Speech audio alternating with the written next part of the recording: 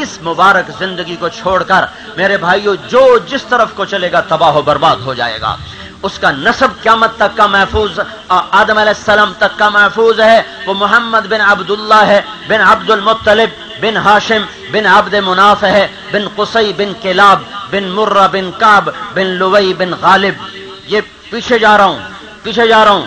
آدم علیہ السلام تک آپ کے باپ دادا پردادا بن غالب، بن فہر، بن مالک، بن نضر، بن کنانہ، بن خزیمہ، بن مدرکہ، بن الیاس، بن مزر، بن نزار، بن معد، بن عدنان، بن عد، بن حمیصہ، بن سلامان، بن عوس، بن بوز، بن قموال، بن ابی، بن عوام، بن ناشد، بن حزا، بن بلداس، بن یدلاف، بن طابخ، بن جاہم، بن ماخی، بن عیفی، بن عبقر، بن عبید، بن الدعاء، بن حمدان، بن سنبر، بن یثربی، بن یحزن، بن یلحن، بن ارعوا، بن عیزی، بن زیشان، بن عیسر، بن اقناد، بن ایہام، بن مقصر، بن ناحث، بن زارع، بن سمی، بن مزی، بن سمی، بن عوض، بن عرام، بن قیدار، بن اسماعیل، بن ابراہیم، بن آدر، بن ناحور، بن سروج، بن رعو، بن فائج، بن عابر، بن ارفخشاد، بن سام، بن نوح، بن لامک، بن متوشالے، بن ادریس، بن یارو، بن ملحل ایل، بن قینان، بن آنوش، بن شیس اور بن آدم علیہ السلام.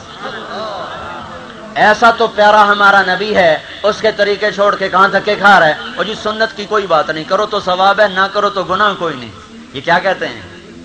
سنت کی کوئی بات نہیں، کرو تو ثواب ہے، نہ کرو تو گناہ کوئی نہیں. میں ہاتھ جوڑتا ہوں جو تمہارے لیے روتا روتا چلا گیا، دان تڑوا گیا، بچیوں کی طلاق سہ گیا اور اپنے جوڑ میں زخم برداشت کر گیا، پیڑ پہ پتھر باندھ گیا، 23 برس ایسا رویا کہ اللہ کو بھی کہنا پڑا اتنا نہ رویا کر کے تو خود ہی ہلاک ہو جائے. اس سے بغاوت نہ کرو، اپنے نفس کے باغی بن جاؤ، اپنے بازاروں کے باغی بن جاؤ. اللہ کے واسطے اس رسول کے باغی نہ بنو جو تمہارے لیے فدا ہو گیا، تمہارے لیے اپنا وجود گھلا گیا، تڑپا ایسا رویا کہ مدینے کی وہ جگہ جہاں آپ سر رکھتے تھے وہ کیچڑ بن جاتی تھی. فضاؤں میں اس کا رونا آج بھی موجود ہے. جاؤ طائف کے پہاڑوں سے پوچھو کہ یہاں کیا قیامت ٹوٹی تھی، اود کی وادی سے پوچھو یہاں کیسے دانت ٹوٹے تھے، کیسے بے ہوش ہو کے گرا تھا. تم اسی کی سنت پہ اس طرح چلانے بیٹھ جاتے کہ خیر ہے، سنت کی خیر ہے.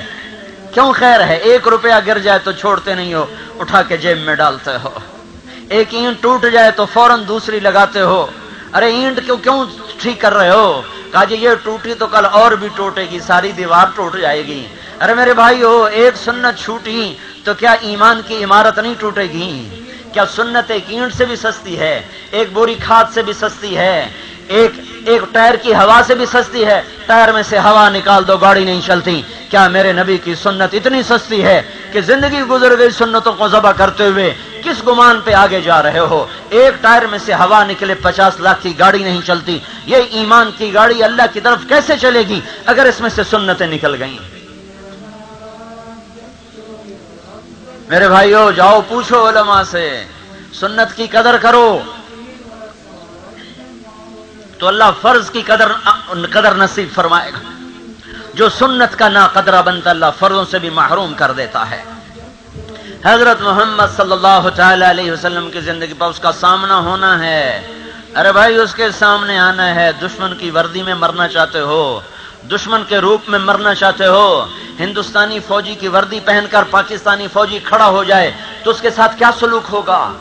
یہ اتنی کمزور حکومت پاکستان کی، یہ بھی غیرت میں آ جائے گی. تو دشمن کے روپ میں آتا ہے، پکڑو اسے. وہ کہے میرا دل دیکھو میرا باہر نہ دیکھو، تو کیا یہ اس کا بول قبول ہوگا؟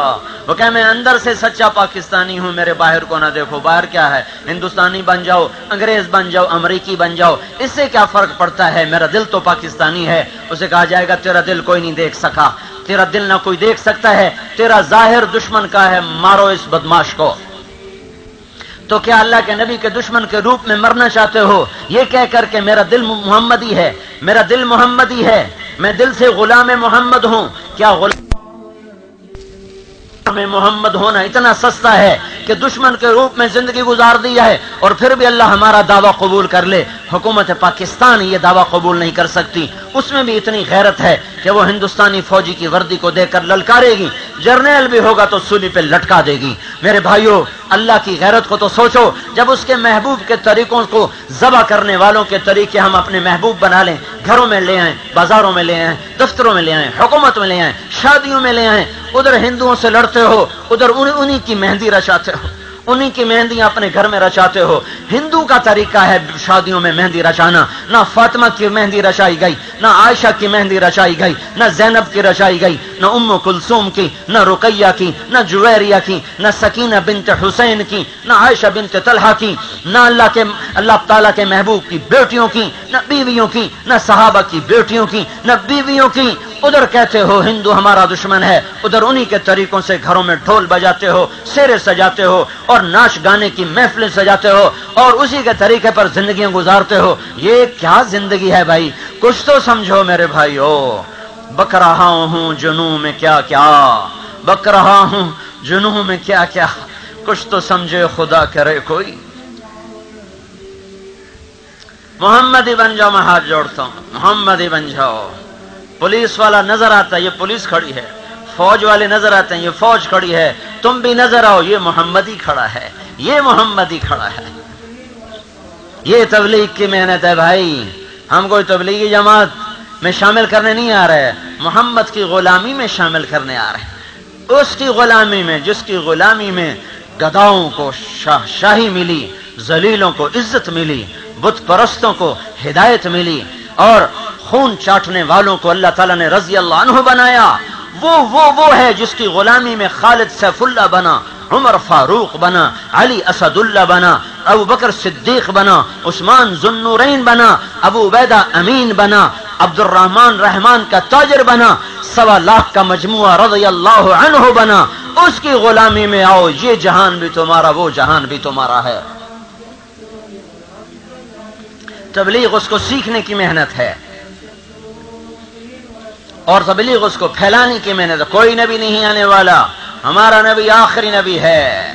اللہ نے اس امت کے مجموعی طور پر اپنے نبی کا نائب بنا دیا، اپنے نبی کی کتاب کا وارث بنا دیا۔ مجموعی طور پر یہ امت اجتماعی طور پر حضرت محمد صلی اللہ علیہ وسلم کی نیابت میں کھڑی ہوئی ہے، ان کی کتاب کی وارث بن کر کھڑی ہوئی ہے۔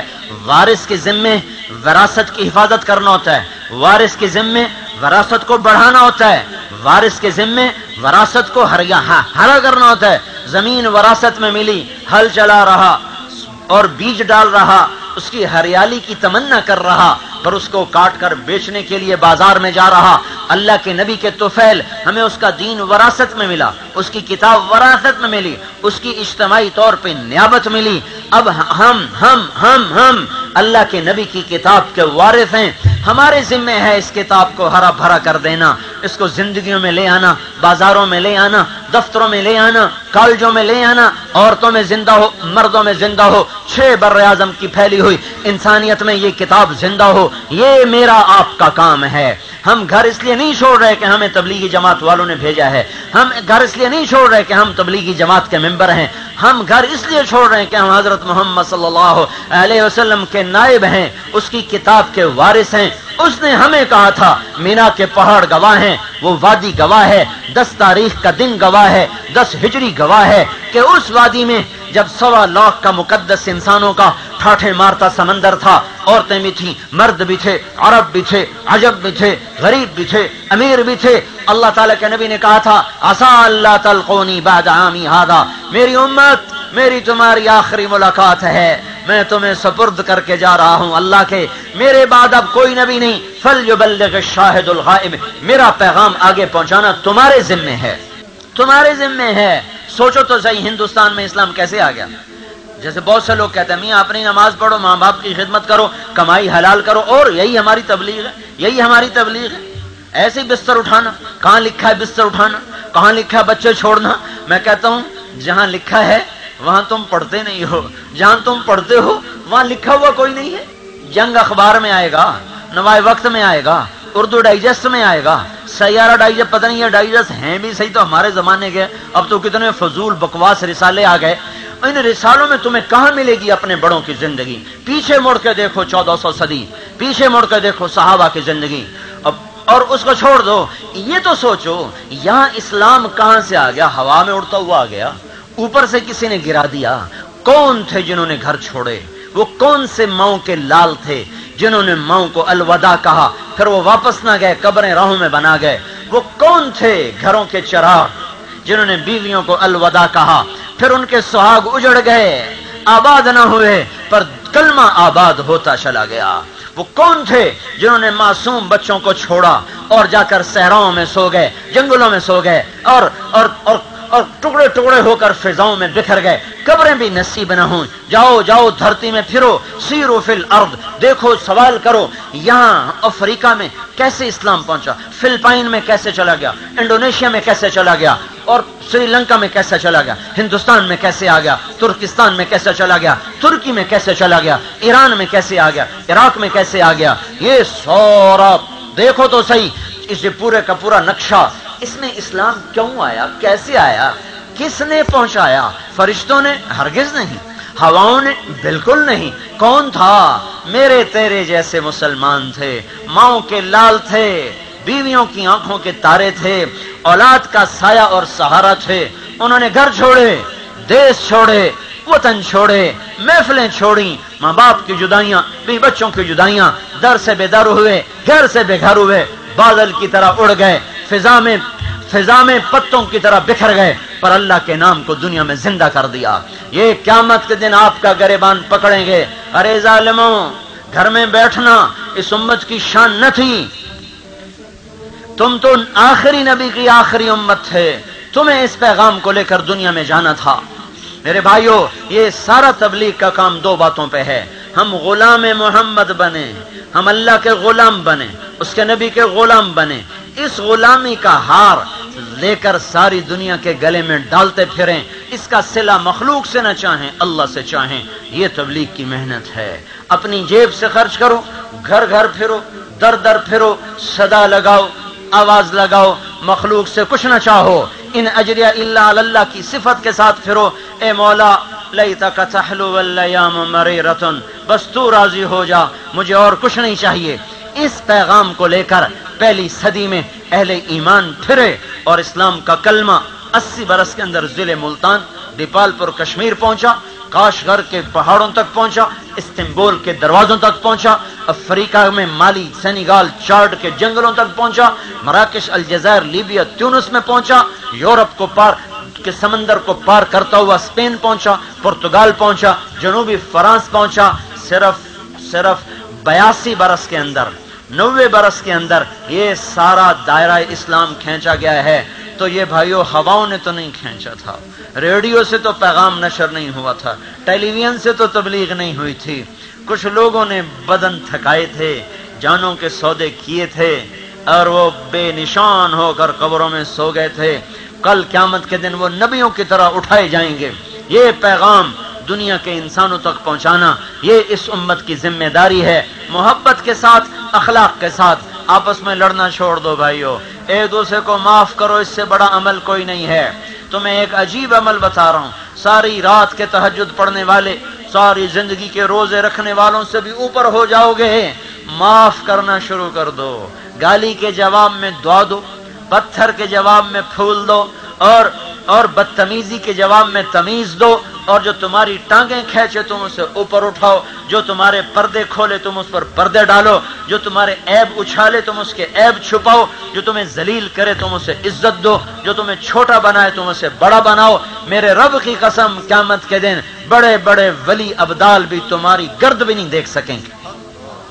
मैं कोई छोटा काम नहीं बता रहा हूं, अल्लाह के नबी की बात बता रहा हूं। इसके साथ आपने फरमाया, अपने अखलाक अच्छे कर लो, जन्नतुल फिरदौस में मैं घर लेके दूंगा।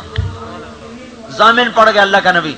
और अबू हुरैरा ने कहा, या रसूल अल्लाह, अच्छे अखलाक क्या होते हैं?